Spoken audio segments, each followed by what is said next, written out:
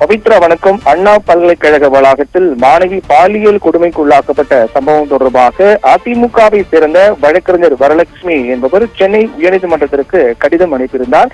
அந்த கடிதத்தில் இந்த விவகாரத்தை நீதிமன்றம் தாமாக முன்வந்து விசாரிக்க வேண்டும் என்று கோரிக்கை வைத்திருந்தார்.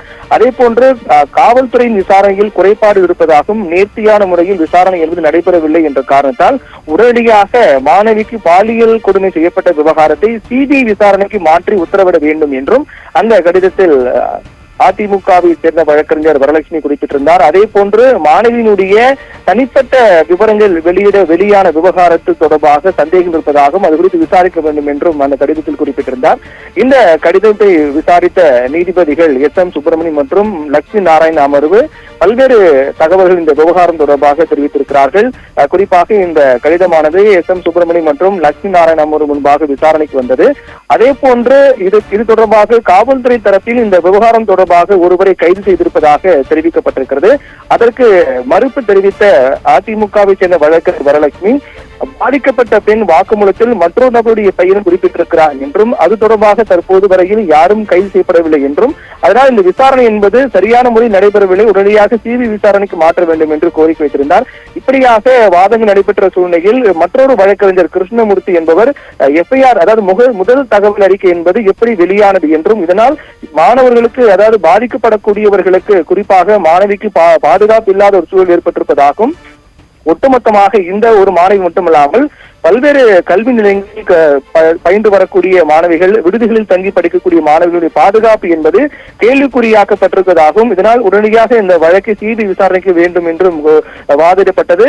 அனைத்து தரப்பு வாதங்களும் கேட்ட நீதிபதிகள் இந்த விவகாரம் தொடர்பாக தலைமை நீதிபதி அனுமதி பெற்ற பிறகுதான் இந்த வழக்கு விசாரணைக்கு எடுத்துக் கொள்ளப்படும் என்று குறிப்பிட்டிருந்தார். தற்போது தலைமை நீதிபதியின் அனுமதிக்காக இந்த கடிதமானது அனுப்பப்பட்டிருப்பதாக தெரிவித்திருந்தார். இதற்கிடையில் அதாவது தலைமை வழக்கறிஞர் தமிழக அரசினுடைய தலைமை வழக்கறிஞர் பி.எஸ். ராமன் இந்த விவகாரம் தொடர்பாக முதல் தகவல் அறிக்கை பொறுத்தவரையில் காவல்துறை என்பது வெளியிடப்படவில்லை என்றும் உடனடியாக இந்த முதல் தகவல் அறிக்கை இணையத்தில் வெளியான உடனேயே அது முடக்கப்பட்டதாகவும் அது தொடர்ந்து அது வெளியிட்ட நபர் தொடர்பாக விசாரித்து வருவதாகவும் தெரிவிக்கப்பட்டிருக்கிறது. அதோடு மட்டுமல்லாமல் இந்த மாணவி பாலியல் வன்கொடுமை விவகாரம் தொடர்பாக விசாரணை என்பது மிக தீவிரமாக நடைபெற்று வருவதாகவும் அந்த விசாரணை என்பது முழுவதுமாக சீலிட்ட கவரில் விசாரணை அறிக்கை என்பது தாக்கல் செய்யப்படும் என்றும் தலைமை வழக்கறிஞர் பி.எஸ். ராமன் தெரிவித்திருந்தார்.